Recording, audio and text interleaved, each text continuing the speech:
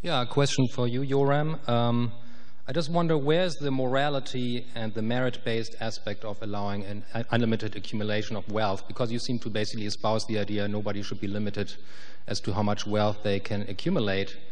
And that in a country where you have people working 3 jobs and having no health insurance, I just wonder where the morality is. I mean, especially in a country that calls itself and prides itself on Christian values, and I think Christianity at its base supposedly does not actually espouse that you have such a wealth disparity, right? I mean, and okay. So let's let Yaron address that question. So let me just make it clear in case I've been misunderstood. I'm a radical. I don't believe in the Christian morality. I think it's a corrupt morality. I think it's bad. I don't believe you're your brother's keeper. I don't believe you belong to anybody else. I believe in a morality of rational, long-term self-interest. I think your moral responsibility is to your happiness rationally pursued over the long term. So I don't believe in sacrifice. I don't believe your job is to take care of other people. I believe your job, each one of our job, is to take care of ourselves and make our lives the most flourishing, successful life it could be. And I don't believe, I want to ask the opposite question. What is the morality that says that I can't accumulate beyond a certain amount of wealth?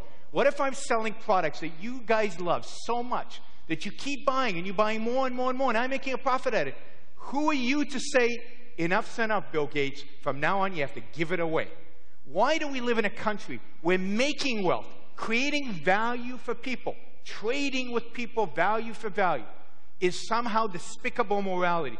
But giving it away after you've made it, that's good. And if you want to make Bill Gates a saint, you know what he would do?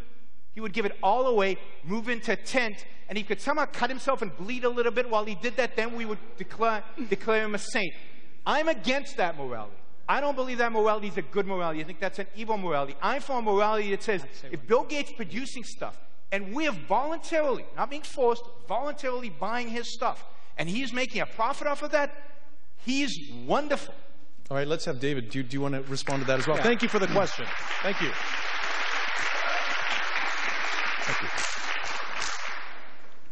I don't think that wealth is created by individuals acting alone in some heroic fashion. I think wealth is created by individuals working within a society where there are the foundations for wealth creation. The roads, the schools, the infrastructure, the legal system, and that society decides together how that wealth is used. Individuals don't get to decide completely on their own. And actually, this is not a view that I created out of the blue. This is a view that Andrew Carnegie famously espoused in his essay, Gospel of Wealth, published in the 19th century, in which he argued for an estate tax on the grounds that because society created wealth collectively and created opportunities for people like Carnegie, we needed to capture some of that wealth and recycle it so that opportunities were created for others. That's what redistributive tax policy is all about, creating opportunity for all. As for some of Yaron's other points, you know, he said that, he's been saying that, look, government shouldn't have to solve the problem because people will step forward to solve it with charity. Well, we know historically that that wasn't the case. 35% of seniors lived in poverty in 1960. Charity didn't solve the problem.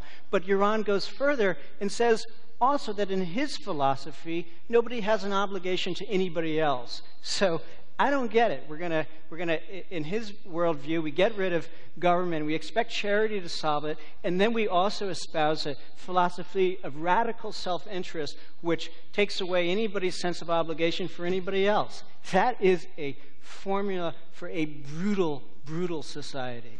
Thank you. Next question, please.